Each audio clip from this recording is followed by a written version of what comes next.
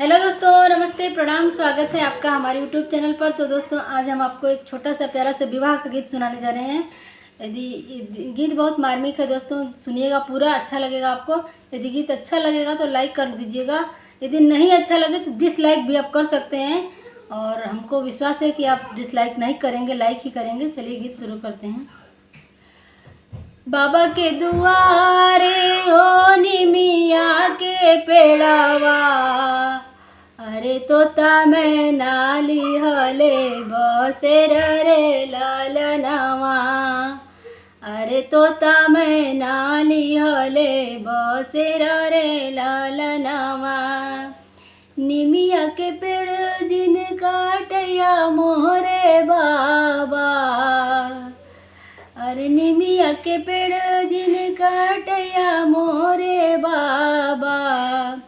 अरे तोता मैं नाली हले बसेर रे लालनावा। अरे तोता मैं नाली हले बसेर रे लालनावा।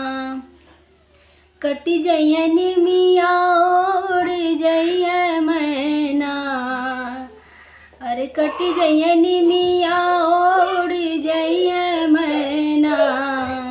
अरे सुन होई जइए दुआर रे लालनावा। अरे सुन होई जइए दुआर रे लालनावा।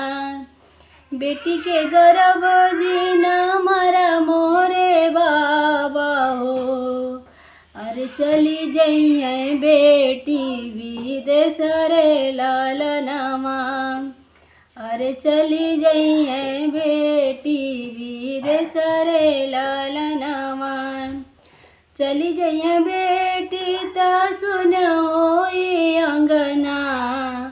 अरे रही जइए माता अकेला रे लालनावा।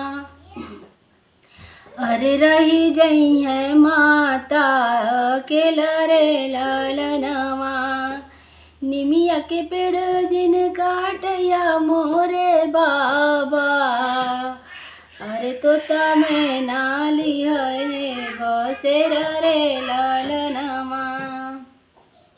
निमिया के पेड़ जिन काटया मोरे चाचा, अरे तोता मैं नाली हले बसेर रे लालनावा। कटी जइए निमिया उड़ी जइए सुगना, अरे सुन होई गइए दुआर रे लालनावा। अरे सुन होई जइए दुआर रे लालनावा। बेटी के गर्भ जीना मरा मोरे चाचा, बेटी के गर्भ जीना मरा मोरे चाचा। अरे चली जइए बेटी विदेश रे लालनावा। चली जइए बेटी ता सुन होई अंगना।